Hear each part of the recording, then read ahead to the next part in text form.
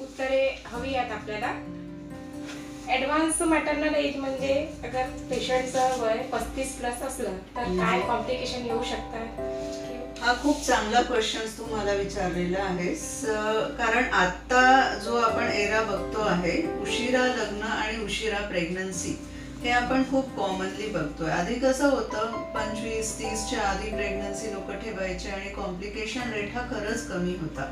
पण आता आपण बघतो आहे की अशा धकाधकीच्या जीवनात जिथे सगळं फास्ट चालू असतं, करिअर ओरिएंटेड सगळे आहेत, तर उशिरा प्रेग्नन्सी ठेवणं हा एक कॉमन बाब झालेली आहे. जेव्हा आपण ॲडव्हान्स प्रेग्नन्सी म्हणतो, मॅटर्नल एज म्हणतो, म्हणजे 35 आणि त्याच्यावरचे प्रेग्नन्सीज, मदर्स ज्यांना प्रेग्नन्सीज आहेत, अशा प्रेग्नन्सीज या थोड्याशा धोकादायक किंवा कॉम्प्लिकेशन्स याच्यामध्ये जास्त असू शकतात एज फॅक्टरमुळे. कारण प्रेग्नन्सी जी राहते त्याच्यामध्ये क्रोमोसोमल प्रॉब्लेम्स, कंजेनायटल डिफेक्ट्स आणि बाकीही जसं हायपरटेन्शन, डायबिटीज या गोष्टी पण जास्त असू शकतात.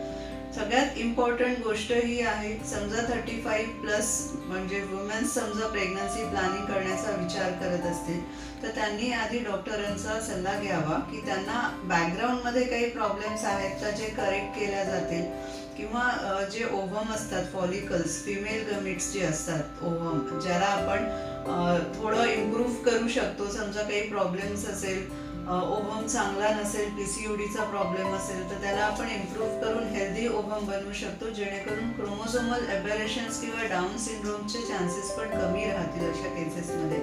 इवन आधीपासूनच मोठ्या मेटाबॉलिक काही सिंड्रोम्स असतील, डायबिटीज, हायपोथायरॉइडिझम, ओव्हरवेट असतील, किंवा BMI जास्त असेल, किंवा अजूनही काही प्रॉब्लेम्स असेल, तर ते करेक्ट करून आपण प्रेग्नन्सी समजा ठेवली तर ऑब्व्हियसली कॉम्प्लिकेशन रेट हा कमी असतो.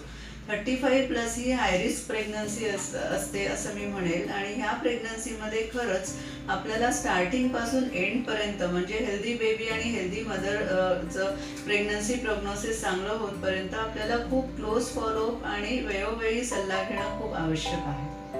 धन्यवाद.